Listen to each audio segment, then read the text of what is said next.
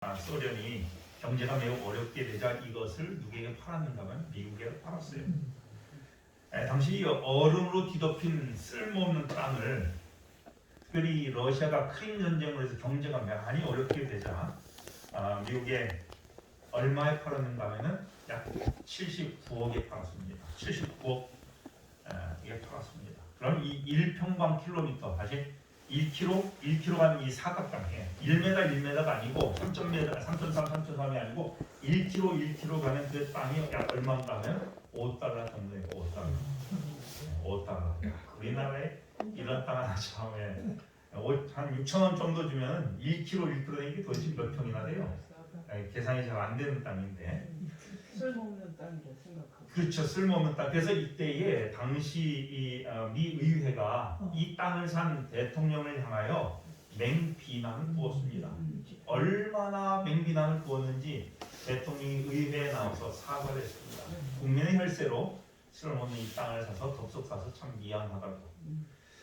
당시 그 대통령이 존슨 대통령이었는데 이 대통령이 의회에 나서 사과를 했지만 그래도 산 거니까 어떻게 이 돈도 다 지불했으니 어떡하겠느냐고. 그래도 이 땅이 어떤 땅이 나는지 한번 살펴보자고. 그래서 조사단을 보냈습니다. 조사단을 보냈더니 1차 조사단을 보냈는데 이 땅 아래에 얼음 안에 뭐냐 금과 백금이 묻혀 있는 게 아니고 어마어마하게 묻혀져 있었어요. 다시 두 번째 2차로 조사단을 보냈는데 이 땅에는 이 땅 주변에 어장이 한 번도 고기를 잡은 적이 없기 때문에 어장이 어마어마한 종류의 풍부한 어장이 형성되어 있었습니다. 3차 조사단을 보냈더니 보고에 의하면 이 땅에 석유가 어마어마하게 묻혀져 있는 것입니다. 이 땅은 얼마짜리예요? 1평방킬로미터에 약 $5짜리, 6,000원짜리인데 이것은 서로 러시아와 서로 거래한 가격이 $5였습니다. 근데 이 안에 묻혀져 있는 것들을 알지 못했던 그들은 만약에 이것을 알았더라면 이 값은 $5로 전혀 거래가 될 수 없는 거예요. 값이 아니라 이 땅의 가치는 어마어마한 비교할 수 없는 땅이었던 것입니다. 이 일이 쓴 다음에 의회가 참 희한한 일로 당신이 존슨 대통령이 얼마 전에 의회에 와서 사과한 그 사과를 돌려드립니다라고 해서 반대로 이제는 의회가 코가 납작해졌어요. 이것이 쓸모없는 땅이라고 해서는 동토의 땅이라고 해서는 이 알래스카가 값으로는 $5였지만 그 가치에 있어서는 어마어마한 가치가 있었습니다. 여러분 오늘 우리는 아까 한 달에 한 300만 원 정도 주면 된다라고 하셨는데 우리의 육체는 어느 정도 가치가 있을까요? 우리의 화학 성분에 의하면 우리의 가격이 어느 정도 된가? 우리를 화학 성분으로 다 분류를 해보면 어느 정도 된가 하면 약 89센트, 1,000원도 채 되지 않는 가격입니다. 300만 원 많이 부르신 거예요. 화학 성분에 의한 화학자가 바라본 우리의 값은 얼마요? 1,000원밖에 되지 않습니다. 우리의 몸을 효소, 이거는 효소 성분, 우리는 각각 다양한 효소가 있는데 효소 성분에 의한 분석에 의한 가치로 의한 해모그로빈과 인슐린 다양한데 1g에 245,000원. 여기에 체중에 물을 빼면 약 60kg면은 약 60억 정도 돼요. 이렇게 무엇의 가치를 두냐에 따라서 사람의 값이 1,000원 미만이 되든지 이제는 어느 정도 돼요? 60억. 조금 어깨가 좀 펴집니까? 그렇게 300만 원 받을 정도 되잖아요. 그죠? 받아도 문제 없지 않습니까? 그래서 화학 성분에 의하여 본 가격과 그 다음에 효소 성분에 의한 분석, 기능 분석에 따라서는 값이 이렇게 차이가 나요. 자, 그럼 오늘 우리가 궁금한 것은 이런 과학자들이, 생물학자들이 이야기하는 그리고 경제학자들이 이야기하는 그 값을 이야기하는 게 아닙니다. 그것을 포함하여 예수님께서는 도대체 우리에게 얼마의 값을 매기셨느냐는 것이 신앙생활 하는 사람으로서는 매우 중요하게 여겨질 수밖에 없는 것입니다.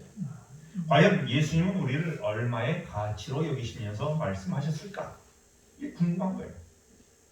이 이야기를 위해서 성경 마태복음 18장 23절부터에 보면 예수님께서 한 비유를 통하여 비슷하게 오늘 우리를 향하여 그분이 한 값을 매긴 이야기가 나옵니다. 함께 보겠습니다. 마태복음 18장 23절부터에 보면 천국에 대한 비유를 하시면서 막 이러므로 천국은 하면서 이렇게 기록되어 있습니다.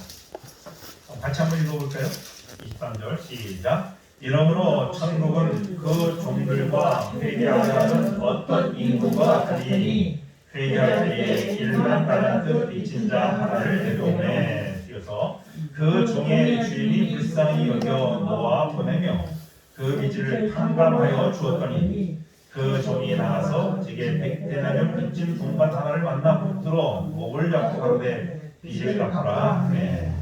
자, 이 비유의 이야기 속에서 하나님이 생각하는 우리에 대한 가치와 또 반대로 우리가 우리의 동료들을 생각하는 가치를 비교하여 나온 이야기예요. 자, 이야기는 뭐냐면 천국은 하늘나라는 회개하려는 어떤 임금, 이 누구를 이야기해요? 예수님을 이야기해요. 하나님을 이야기해요. 근데 거기에 할 때에 1만 달란트 빚진 자는 누구를 이야기해요? 우리를 이야기합니다. 우리를 이야기해요. 근데 종의 주인이, 임금이 이 1만 달러 빚진 사람을 불쌍히 여겨 뭐 했습니까? 보냈습니다. 그래, 괜찮다. 탕감해 줬다. 얼마를 탕감해 줬어요? 1만 달란트. 자, 이 주인이 1만 달란트를 이 사람을 위해 탕감해 줬다는 이야기는 내가 이 사람을 생각할 때에 1만 달란트보다 싸다고 생각한 거예요? 더 가치 있다고 생각한 거예요? 더 적어도 1만 달란트보다 더 가치 있다고 여겨지는 거예요. 왜냐하면 이 사람이 자유롭게 하기 위해서 내가 뭘 포기했어요? 1만 달란트를 포기했잖아요. 그러므로 이 사람은 적어도 얼마의 가치가 있는 거야? 1만 달란트 이상의 가치가 있어요. 자, 근데 이제 탕감 받고 나왔는데 제가 누구를 만나는가 나오다가 장로를 만난 거예요. 그 빚을 탕감하였더니 그 종이 나가다가 제게 얼마를 빚진 자? 100데나리온을 빚진 자, 빚진 동반 하나를 만남에 붙들어 목을 잡고 가다 빚 갚으라. 그게. 자, 제가 이 장로님을 생각한 것은 얼마만도 못하다는 이야기예요. 이 사람은 100데나리온만도 못해. 왜요? 이 사람의 목을 움켜줬다는 이야기는 뭐 때문에 움켜줬어요? 100데나리온 못 받았으니까 움켜진 거 아니에요. 그래서 적어도 이 사람은 내게 있어서 100데나리온만도 못한 사람이에요. 이 이야기는 예수께서 어떤 질문을 제자들이 하는 가운데 하신 대답으로 주어진 비유인가 하면 사람을 위하여 얼마나 용서하면 좋겠습니까? 라고 하는 제자들의 질문에 예수님께서 70번씩 7번이라고 이야기하면서 그것이 무엇인지를 비유로 이야기하고 있는 것입니다. 자, 그렇다면 몇 번이나 용서할 수 있냐라고 하는 질문에 대하여 70번씩 7번이라고 할 때에 여러분 이 잡힌 그러니까 내게 용서를 해줘야 되는 사람을 70번씩 7번 한다고 하는 것은 감이 잘 안 와요. 자, 근데 여러분 한번 좀 생각해 보세요. 어떤 한 흉악범이 잡혔어요. 정말 아주 요즘 정말 답답한 건 뉴스에 거의 매번 새로운 뉴스들이 정말 생각지 못했던 죄들이 막 나요. 성적인 문제나 아니면 그것을 넘어서 폭행을 넘어서 살인까지 이어지는 범죄들이 하루에도 몇 건씩 올라오는 것 같아요. 자, 그런 뉴스를 보면서 여러분은 법이 그 사람을 어떻게 했으면 좋겠어요? 그 사람을 어떻게 했으면 좋겠어요? 중벌을 좀 내려서 어떻게 했으면 좋겠어요? 벌을 좀 제대로 내서 원대를 좀 보여줬으면 좋겠어요. 그래요? 아니, 그래요? 안 해요? 세상적인 방법은 그렇겠죠. 솔직하게 이야기해보세요. 그런 뉴스를 보면서. 자, 그런데 그 흉악범이 내 아들이었다면 어떻게 생각하셨어요? 법이 가급적 최선을 다하여 벌을 가볍게 했으면 좋겠어요. 똑같은 일인데 이렇게 달라져요. 왜냐하면 내가 생각하는 그에 대한 가치 때문에 그래요. 자, 여기서 보면 1만 달란트를 탕감받은 이 이야기 속에서 도대체 이 임금이 적어도 이 사람을 생각할 때에 1만 달란트보다 더 가치 있다라고 했을 때 그 1만 달란트를 왜 이야기했을까? 그 값에 대해 잠깐 생각을 해보면 1만 달란트는 당시 유대인들이 그냥 뭐 값을 떠나서 엄청나게 크다라고 이야기할 때 1만 달란트라는 얘기예요. 뭐 하늘 땅 우리 옛날 그잖아요. 뭐라 그러죠? 하늘만큼 땅만큼. 그게 뭔지 몰라도 어렸을 때에 그냥 자기가 표현할 수 있는 최대를 표현한 거예요. 1만 달란트 그러면 자기가 표현할 수 있는 최대를 표현한 거예요. 자, 근데 좀 더 산술적으로 한번 이야기를 해보면 이 한 달란트는 얼마냐면 6,000 데나리온이에요. 한 데나리온은 얼마냐면 노동자 하루 품삯입니다. 그러면 이 한 달란트는 얼마예요? 6천 데나리온이에요. 6천 데나리온은 얼마쯤 되는 거면 20년 사람의 연봉입니다. 근데 이 20년 연봉이 한 달란트인데 무슨 달란트예요? 1만 달란트, 만 달란트. 그럼 만 달란트는 연봉 3천만 원으로 계산을 하면 얼마예요? 네, 제가 이런 자세하게 여러분 힘들지 않게 다 계산해 왔잖아요. 6조예요, 6조. 여러분 적어도 지금 예수 하나님께서 이 사람에 대한 가치를 여길 때 아까 그 효소 성분에 의해서 다 분석할 때 우리 값이 얼마라고 했어요? 네? 아니 효소에 60억이었잖아요. 60억이 그래도 조금 자존감이 섰는데 하나님께서 우리에게 여기는 값은 얼마라고요? 6조라는 거예요. 6조. 여러분 6조가 얼마인지 가늠이 돼야 안 돼요. 가늠되지 않는 것이 하나님이 우리를 향하여 여기시는 값이라고 하는 것입니다. 60억에 대해서도 우리가 나름대로 좀 어깨가 힘이 들어간데 6조라고 하는 데 있어서는 우리가 적어도 옆 사람을 볼 때에 어떻게 봐야 되는가 하면은 귀찮은 존재가 아니라 얼마로 봐야 돼요? 6조 이상으로 봐야 돼요. 서로 한번 쳐다보면서 이야기해서 몰라봬서 죄송합니다. 그동안 몰라봬서 죄송합니다. 6조나 되신다고요. 6조 옆에다 놓고 잠이 잘 와요 안 와요? 네? 잠이 안 와요. 이게 누가 훔쳐갈까 하면 걱정돼야 안 돼요. 네? 걱정이 돼요. 여러분 그렇게 소중한 사람이 지금 내 옆에 있다는 거예요. 그 소중한 존재를 그만큼 여러분 생각하셨습니까? 우리는 그렇게 생각하지 않는지 모르죠. 하나님께서는 그렇게 생각하신다는 얘기입니다. 근데 6조란 말을 하니까 여러분 사실 감이 잘 안 와요. 그리고 100데나리온이라고 하는데 그 100데나리온은 무엇이었는가 하면 얼마냐면 100일 품삯이에요. 100일 품삯이면 이 하루 품삯을 좀 요즘은 좀 많이 올랐습니다만 그래도 좀 싸게 한 10만 원씩 치면 얼마예요? 100데나리온이면 1000만 원입니다. 자, 여러분 누군가에게 내가 1000만 원을 꽂았는데 그 사람을 만났어요. 근데 여기 보니까 이 사람은 뭐 했는가 하면 멱살려면서 또 혼내나 그랬단 말이죠. 근데 성경은 좀 뭐라고 이야기하고 있는가 하면 그것이 잘한 것이라고 그래요? 못한 것이라고 느껴져요. 지금 이야기 보니까. 그런데 한번 생각을 해보세요. 여러분 누군가가 내 돈 1000만 원을 빌려갔는데 땡가 먹었으면은 마음이 편해요. 아 그래 그럴 수도 있지라고 생각할 수 있어요? 아니면 좀 받아야 되는 마음이 좀 불편해요? 근데 아까 성경에 있는 이야기는 1000만 원 그냥 없는 걸로 하라고 하는 것 같은데 근데 지금 또 불편한 건 또 왜 그래요? 도대체 어떻게 살아야 돼요? 이 말씀이 무슨 말씀일까요?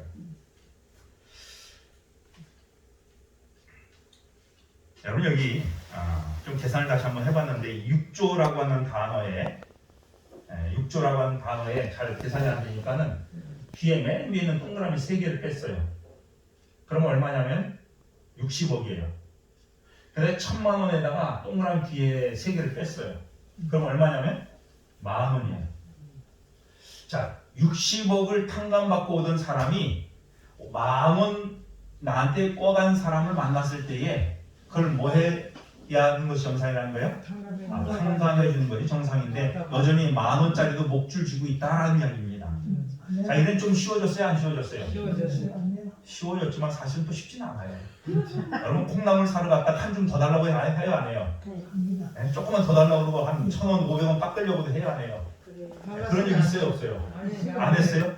지금 아까는 콩나물 조금 한 줌이라도 좀 더 달라고 그러고 야지 이렇게 좀 더 사람이 말이죠. 그렇게 쉽지는 않아요. 그것도 그렇게 10,000원짜리 한 장도 1,000원짜리 한 장도 그렇게 택시 타고 가다가 5,800원 나왔는데 6,000원 주면서 200원 거실로 받아야 안 받아요.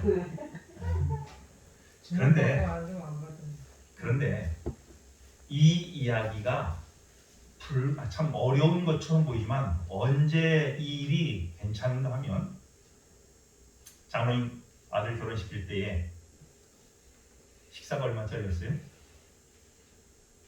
그때는 3만 원짜리. 3만 원짜리였어요. 3만 원짜리 식권을 주잖아요. 한 장 줄 때마다 얼마가 나오는 거예요? 3만 원 나와요. 그런데 축의금 낸 사람 봉투 헤아려 보고 어떤 사람은 네 식구가 와가지고 봉투 5만 원짜리 하나 내고 간 사람이 있어요? 없어요? 손해요? 이득이에요? 4명 왔는데 그럼 식권대 한 장만 줘요? 반 장만 줘요? 어떻게 4장 다 줘요? 4장 다 줘요. 얼마? 4장이 얼마요? 3, 4, 12, 12만 원이란 말이에요. 예. 얼마나 적자리? 7만 원이 적자리. 예. 그저 따져야 안 따져요. 따져요. 왜 안 따집니까 그때는? 아들이 결혼하는 거예요. 다시 말해요. 내가 오늘 경험하는 은혜와 축복을 생각하면 거기에 집중하다 보면 가지고 10번 한 장쯤은 내가 뭐 할 수 있겠다는 거예요? 줄 수 있다는 거예요. 근데 내가 지출되는 돈에 집중하다 보면 오늘 행복을 경험하지 못하고 10,000원짜리 한 장 가지고도 아둥바둥 할 수 있다는 거예요. 오늘 그리스도인들은 무엇에 집중해야 되는가 하면 내가 받아야 할 무엇이 아니라 내가 청구해야 될 무엇이 아니라 내가 받은 것에 집중하게 되면 내가 지불해야 될 것도 별로 개의치 않을 수가 있다는 것입니다. 여러분 그리스도인이란 내게 가진 채무자를 바라보는 시각이 아니라 내가 받은 채무를 탕감받은 은혜를 묵상하면서 살아가는 사람들을 일컬어 그리스도인이라고 이야기하는 거예요. 여러분 오늘 우리는 살아가면서 무엇을 사실 많이 묵상하며 삽니까? 말씀을 묵상하며 삽니까? 예수님을 묵상하며 삽니까? 아니면 나에게 원한을 가진 사람을 묵상하며 사십니까? 생각해보면 그 한 가지가 딱 떠오르면 얼마나 깊이 묵상이 되는지 몰라요. 아주 깊이 밤새도록 묵상을 해. 철야 묵상을 해. 잠 못 이루면서 말이죠. 누군가 나 한번 섭섭하게 하는 것이 얼마나 그렇게 깊이 묵상이 되던가요. 여러분 오늘 우리의 삶 속에서는 이런 것들이 묵상거리가 아니라 하나님이 내게 주신 은혜를 묵상하는 것이, 그리고 그 묵상을 하다 보면 별것 아닌 것들에 대해서는 별로 개의치 않고 살아갈 수 있는 것이라는 것입니다. 자, 그렇다면 여기 예수님께서 이야기하신 것은 1만 달란트의 이야기는 뭐냐면 내가 받은 가치에 대한 이야기를 1만 달란트를 이야기하신 것이고, 내가 베풀 가치는 얼마라는 거예요? 100데나리오라는 것입니다. 60억의 은혜 속에서 10,000원짜리 한 장 정도 누군가가 도와줄 수 있는 마음이 60억에 집중되어 있다면, 내가 거저 60억을 받았다면 10,000원짜리 한 장 정도 내가 뭐 할 수 있어요? 기부할 수가 있어요. 간혹 보면 우리 아는 지인들 가운데 뭐 아들이 뭐 어디서 입상했다고 그러고 뭐 입상금을 한 50만 원 탔다고 그래요. 그러면서 뭐 하는가 하면 와가지고 주위에 아는 사람들에게 밥 사주는데 60만 원씩 사주더라고요. 상금은 50만 원 받아놓고 베푸는 거는 60만 원을 베풀더라고요. 이게 어디서 가능한 것입니까? 내가 받은 은혜의 기쁨에 묵상하다 보면 내가 베풀 것에 대하여 별로 개의치 않고 살아갈 수 있는 것입니다. 그리스도인의 삶 속에서는 하나님께서 우리 계신 은혜를 묵상하며 살아가는 백성들이라고 하는 것입니다. 오늘 우리에게 이 1만 달란트라고 하는 하나님이 우리에게 주신 이 은혜라고 하는 것은 무엇을 이야기하는가 하면 하나님이 우리를 향하여 용서하신 용서의 크기를 이야기해요. 누가복음 23장 34절 예수님께서 십자가에 달려 돌아오시면 제일 먼저 하신 말씀은 이 말씀이었습니다. 예수께서 가라사대 아버지여 저희를 사하여 주옵소서 자기의 하는 것을 알지 못합니다. 예수께서 십자가에 달려 돌아가시면서 제일 먼저 하신 말씀이 무엇이었는가 하면 용서에 관한 것이었어요. 자, 그런데 저희를 사하여 주옵소서라고 했던 이 저희가 누굴까요? 1번 유대의 지도자들, 2번 로마의 군병들, 3번 당시 예수님을 십자가에 못 박으러 소리쳤던 군중들 누굴까요? 로마 군인들 아니나? 시대의 소망 745페이지는 이렇게 분명하게 기록하고 있습니다. 같이 한번 읽어볼까요? 그리스도께서 시작. 그리스도께서 원수들을 위하여 드리신 그 기도는 온 세계를 포함한다. 그것은 이 세상이 시작한 때부터 끝날 때까지 이 세상에 살았거나 앞으로 살게 될 모든 죄인들을 포함합니다. 모든 사람에게 하나님의 아들을 십자가에 못 박은 죄가 여기 있다. 여러분 이 예수님께서 저희를 용서하여 달라는 그 용서는 이미 십자가에 달려 돌아가신 오래전했던 사람들과 온 세계에 있는 모든 사람들, 특별히 앞으로 살게 될 모든 죄인 누구요? 나까지도 포함되어 있다라고 하는 것입니다. 1253년에 이 철판을 가지고 그림을 그린 철판 화가 가운데에 렘브란트라고 하는